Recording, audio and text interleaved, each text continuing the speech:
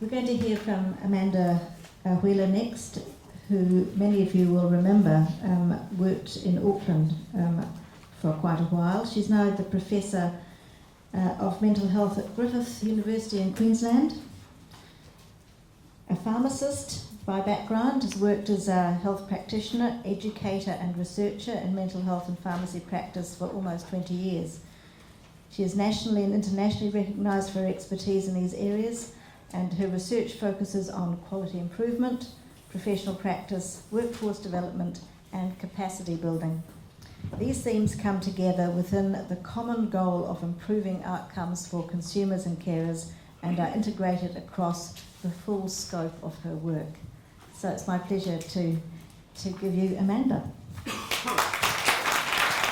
Thank you so much, Janice, and thank you, Helen, for inviting me to be here. It's really nice to be home and home to share some. Actually, I'm going to try and focus on New Zealand work today. There's a little bit of Australian work in here, but really try to focus on what some of the evidence is. So Helen asked me to sort of present some of the evidence around what's the size. We know there's a problem. What's the size of the problem? What are the problems that service users or consumers are primarily describing? What are some of the things that we know might work? What can we do that might make a difference? Whose role is it to do these things? And just sort of some take-home messages to sort of think about for later. We've talked about the wicked problem. We know that physical health problems are higher, mortality and morbidity from physical health in the mental health consumer population. They are more likely to have these problems, common problems, cardiovascular disease, diabetes, respiratory disorders, gastrointestinal disorders, and they're also likely to be dying earlier from these problems. But like Caro described, their physical health needs are often overlooked and they're poorly monitored and managed in primary and secondary care. So this is sort of just taking a bit further from Ruth's work. This is looking at cardiovascular disease deaths. So you can see over 18 years, this is a little bit of Australian data. This is Western Australian data looking at mortality from cardiovascular disease. And you can see the two bottom lines, the likelihood of dying as our recognition, monitoring and interventions have got better and better over time. For the general population, those two lines are dropping and getting closer together. And you can see, but unfortunately the two top lines, these are female and male service users for mental health consumers, the gap is getting bigger.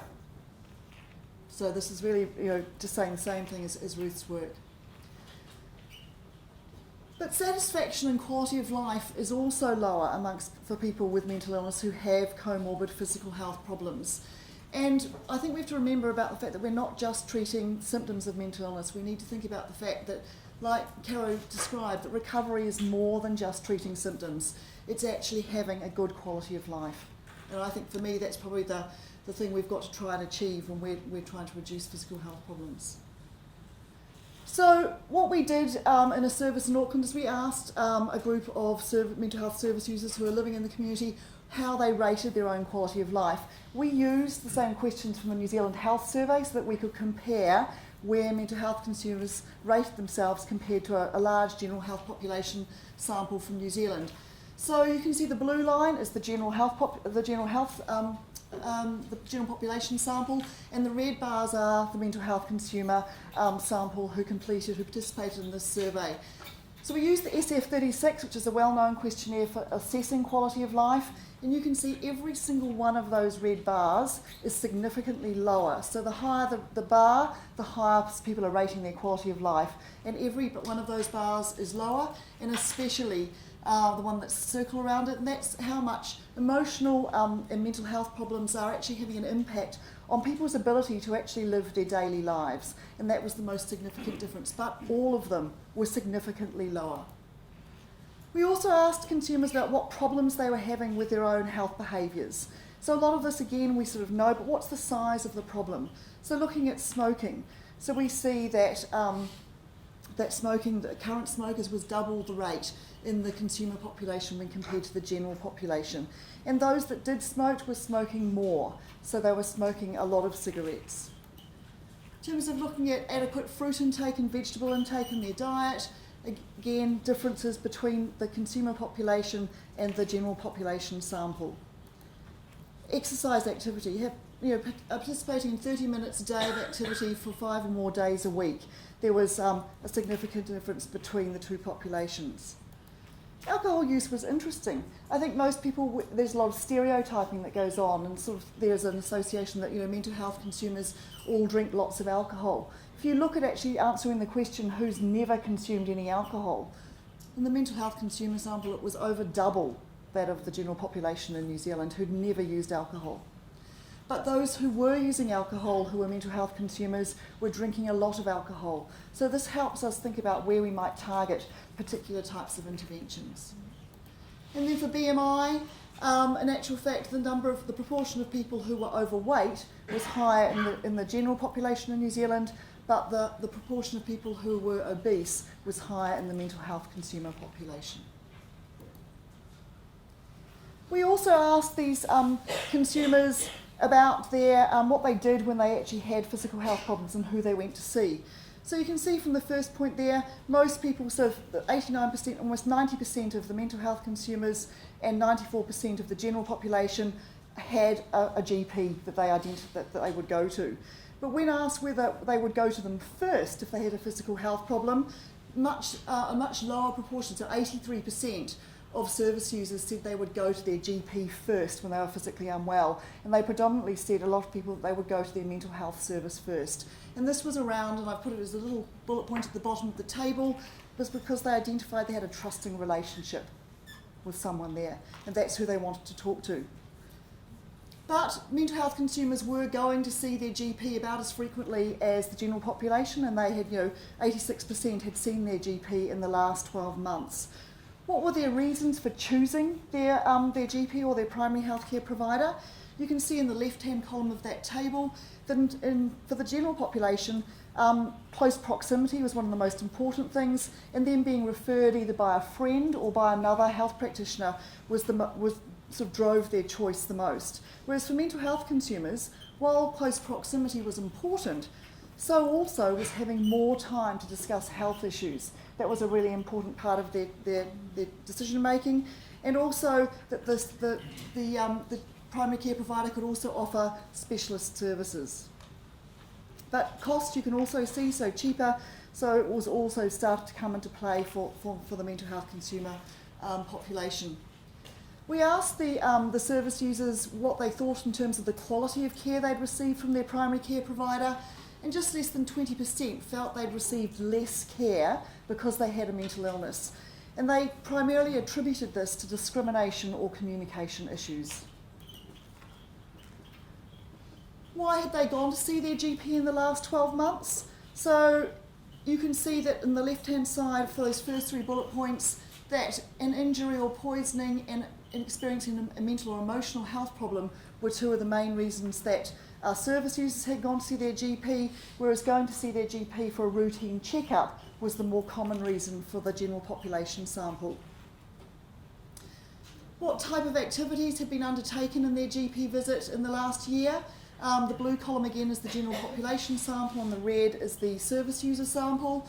And so having a BMI assessment and receiving a vaccination were the 2 most common things for the general population, whereas having blood pressure, cholesterol and diabetes checks and getting access to a green prescription were the more common activities for the mental health consumer population. So we start to see there are some things being done to address metabolic risk and cardiovascular risk in primary care. The mental health consumer sample were also less able to access a GP when they needed it in crisis, either due to problems that were driven by the GP and also problems driven by themselves, so personal issues. And those kind of those problems were, you can see on the left-hand side, it's the New Zealand, the general population sample. Cost was an issue for both groups, but higher for mental health consumers. But lack of transport was an issue for mental health consumers. And whereas the general population also, their second most common was that they didn't want to make a fuss, was the reason why they didn't go and see a GP. That was less likely for the mental health consumer population. So what sort of things have we actually been doing to actually try and address some of the problems? I think the two biggest areas are either sort of looking at health promotion messages and healthy lifestyle interventions, or else running clinics within secondary care mental health services. So the first one here, this is a bit of Australian data, looking at the effectiveness of a healthy living program. And I think these have been trialled all over the world, but this is just a pilot we ran in Queensland, and it involved 17 consumers with a serious mental illness who volunteered to take part in this healthy living program. And the program was for 3 to 4 hours on a weekly basis for 12 weeks. It was delivered in the community mental health centre, and it was run by multidisciplinary facilitators. And transport was provided for consumers to actually get there. There was really good attendance on average across all of the 12 weeks, with about 11 people attending every week. But in terms of people who attended the first and the last and who graduated, we could only sort of evaluate the effect for about half of that group. And not surprisingly, we didn't see any change in physical health parameters over 12 weeks. I mean, I'm not surprised at that. What do you expect to achieve in 12 weeks? But I think the biggest thing that when the graduates spoke to us, they really, really enjoyed the program. They liked coming, and it was the social aspect that they actually appreciated the most. The education was sort of part of it. It was social. It was getting together with people. It was doing something that wasn't focusing on their mental illness. It was doing something else. It was going out. It was, as they described, doing normal things and not focusing on their mental health. And they wanted the opportunity to repeat the program. 12 weeks was too short, and they wanted to be able to do refresher courses as well. So they wanted it running all the time. So in terms of sort of running physical health monitoring and management clinics, how effective have they been? This is just information from a risk assessment clinic that was actually run by a service in West Auckland. Initially, it was started by a GP who was contracted to deliver or run a risk assessment clinic within a community mental health centre, and they ran it twice a week. But the idea was, whilst the GP set it up, when this contract came to an end, some clinic nurses would take over and become the champions of this. And so there was a nurse from every one of the mental health teams. And their role was to actually refer consumers to the clinic. And initially the clinic targeted those at highest risk, and then the idea was to broaden it out to all consumers who were accessing this secondary care service. Again, assistance was provided with transport to the clinic for appointments, or they would see people at home. They used a clinical decision support making tool called Predict, which is also used widely in primary care, and this helped a lot because it actually, nurses could input the information, the parameters straight into Predict, and it would give them user-friendly reports from the system in terms of being able to give the information to the consumer and their family, but also they could use it as a referral to send to the GP, so the GP could pick up what they had to do in terms of actions and actually in follow-up. And the mental health workers continued to support and help describe what goals there were in terms of sort of achieving some of the change in some of these health parameters. So over the first 15 months, about 15% of the services consumers attended the clinic, and I haven't got any more data since then, but it's been ongoing. We spoke to the people involved in this clinic service and sort of asked them what were the barriers, what worked, and what ways could it be improved. Some of the main things again, and this is repeated all through the literature, mental health practitioners don't tend to see that physical health is their core business. They see doing anything with it as extra work. They don't see that they're working with people holistically. There was a really inconsistent approach. Some teams took up the service really well and others didn't. Although there was a good mechanism for mental health services to interact and communicate with the GP, there was no way for the GP to really refer back and talk to the mental health service about what actions or interventions they'd taken and what things were happening in terms of progress. So it was a one-way communication pathway, and it needed to be two ways. And the champion nurses weren't always able to get to the multidisciplinary team meetings within the mental health teams themselves, and that was seen as a really important thing because it had to become routine practice. They needed to start talking about physical health every time they were talking about someone in terms of their achieving their goals and their recovery pathway. So the solutions are the flip side of that, of course, and really they wanted the people described wanting a flexible approach, that training was really needed to raise awareness around what was core business and raising knowledge and skills and confidence for mental health practitioners, that integration and collaboration with primary care was really vital and it needed to be a two-way pathway of communication, and that service user and family education was very important and something we tended to breeze over and not necessarily involve the family, especially with lifestyle goals. This last one I just wanted to talk about was in terms of who should be involving themselves in actually doing something about trying to solve these physical health problems. We did a survey with, again, in a DHB in Auckland, with mental health practitioners and also with general practitioners around their knowledge and skills, their confidence in assessing and managing cardiovascular disease risk, and who they thought who should actually be being responsible for actually being involved in this with this problem. So first of all, most people, so almost 3/4 believe that mental illness did predispose to cardiovascular disease risk. Mental health practitioners saw there was more influence from psychotropic medicines and they increased consumers' risk. Mental health doctors weren't so confident about effectively assessing cardiovascular disease risk, and they were even less confident about actually managing cardiovascular disease risk, and GPs felt that they could do this better. But when they were actually asked knowledge-based questions around what were the targets and what were they going to try and achieve to actually reduce cardiovascular risk, less than 10% of any of the practitioners could actually answer those questions correctly. So there was a huge knowledge gap still amongst practitioners. Who should actually be doing it?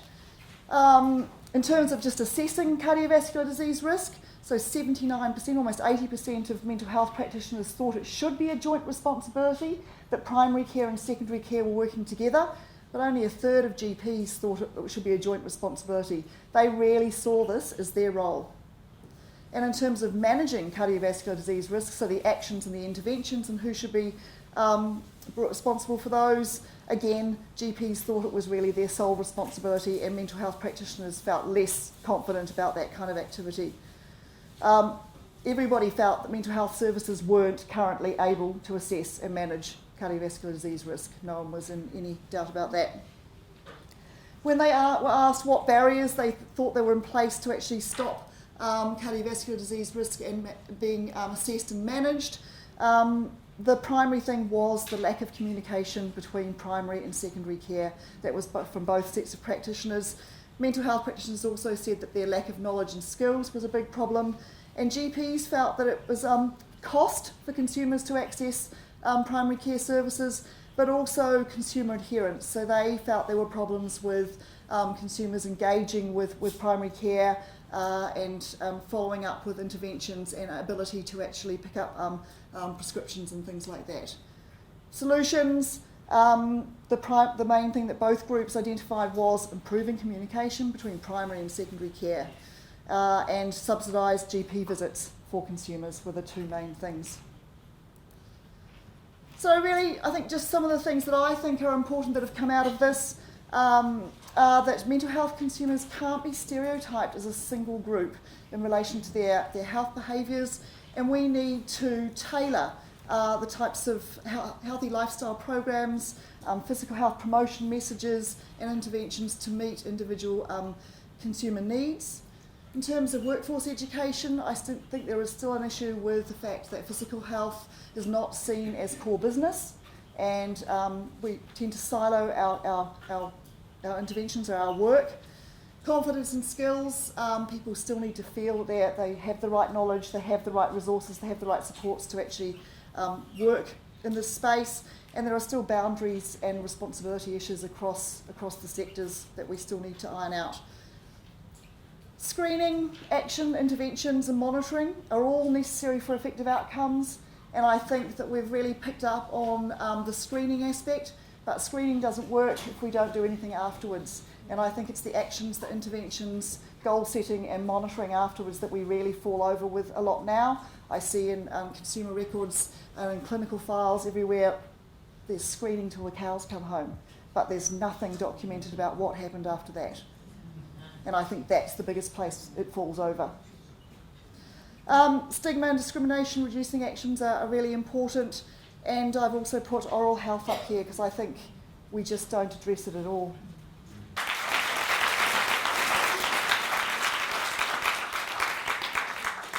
Just going back to your slide that talked about the Queensland project. Yes?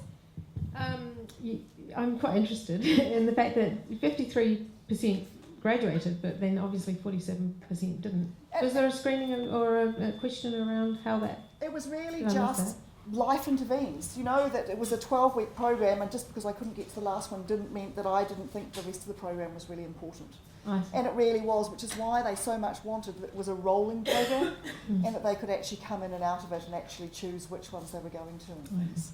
So it really didn't, well, I think we'd all kind of get that attending something for 3 to 4 hours on a weekly basis for 12 weeks is hard, and that we want to be able to actually do things, you know, sort of fit into it being run several times. Yeah. So no, there was a great appreciation for it. Thanks, Amanda. I'm really glad that you made the point in the first dot point, which is that consumers can't be stereotyped as a single homogeneous group in relation to their health behaviours, but actually I suspect that that's probably also in terms of their health needs. And what I would say is that that's really important in terms of the first part of your presentation, which was actually an epidemiological study, which was very general, and which point out a number of things that I think when you dig down into the detail, as was done with mental health epi study, that actually some of that probably as you begin to get a bit more specific, for example, around diagnosis, begins to change. And I think that's really important for us to remember that there are some people with particular sets of needs that might be seen to be slightly different to the general population, number one. Number two, I think that also has probably some significance in terms of how we then go about structuring our services, because when you say whose primary responsibility is it, maybe the primary responsibility for some of this lies differently with general practice versus secondary care services, dependent on those health needs and who's best suited to meet them. And that's why I don't think there's one easy answer, and that I think that the tailoring things to fit individual needs with our subgroups of people or not is really important. I think one size doesn't just fit all, and I think some of the health promotion messages and campaigns that we've had that have been effective for the general population, again, are not necessarily what's going to work. We all know that we all have to find a different motivator. I mean, losing weight, whoever you are, is a struggle, and we have to find the way it's going to work for us. And having someone I think, for me, it comes back a lot to having someone to work with that you trust and have a relationship with, and that's how you're going to affect change. Did you compare with other countries, particularly with the UK, where physical health screening is a GP target and has been for a number of years? When I do some of those slides, I actually put the Australian Health Survey in, because the questions are quite similar. And in fact, what's interesting is the general population for New Zealand is in better shape than the Australian general population, but they're very similar. Does that answer your question?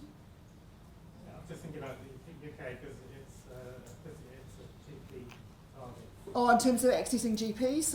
No, I haven't managed to do any comparison with it in terms of access to GPs and who they'd go and see first. And I think probably because there is the cost issue goes away, and you saw that cost was a significant issue. But again, it was that thing about having time to talk to someone was a really big thing that came through. Having someone they trusted, having time to talk to someone about their health issues.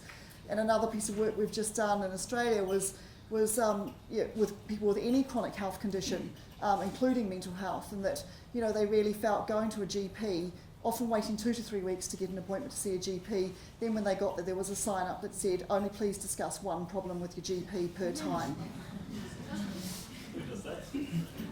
So, Thanks very much for that, Amanda. I was just going to ask you a question around community pharmacy. In light of the fact that a lot of the mental health users are going to community pharmacy monthly or often even on a weekly basis, what role do you see community pharmacy playing in screening and monitoring for the physical health needs of these patients? I mean, I think what we have to work out is it comes back a little bit to Reece in terms of we need to identify who we're working with, and then we need to work out some partnerships. So I think as long as we're not over, like what I see at the moment though is lots of people are screening and still no one's doing any kind of intervention or management of that and monitoring.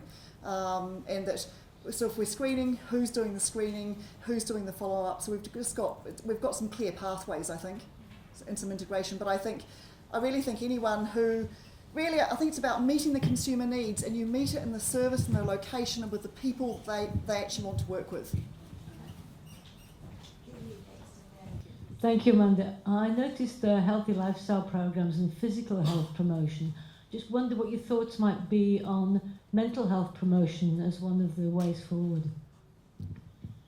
In terms of people with physical health problems and also having a high risk for mental health problems? Yes. Yeah, I mean, I think that's, we had that in the questionnaire as well, I just haven't talked about it today, but I think that is really important, is that often we're not picking up mental health problems or emotional well-being problems with people who have actually got ongoing chronic physical health conditions. And so there is a, you know, I think raising awareness for all of it will make a big difference, and it will fit together. Thanks, Amanda. I just wanted to know what Sorry, Simon.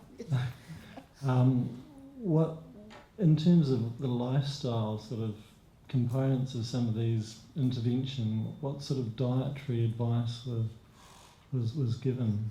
I mean, they were very, you know, sort of we were using the Heart Foundation, that sort of guidelines and things like that. So it was a very sensible, nothing, no paleo diets and things like that. It was very much making sure people had adequate fluids, just the importance of eating healthily, just fruit, vegetables, fibre, and regularly, I think was the other thing. And actually, a lot of what it was really hard to put into that, because a lot of what we got from the consumers in that healthy living program was qualitative, but what they really liked was actually knowing how to actually cook. A lot of what they did was actually cooking or preparing food, and not costing huge amounts of money. I was just going to raise the issue that you seem to have identified oral health as a problem, and sugar's a great contributor to that. And, I've written a little bit about sugar and cardiovascular risks.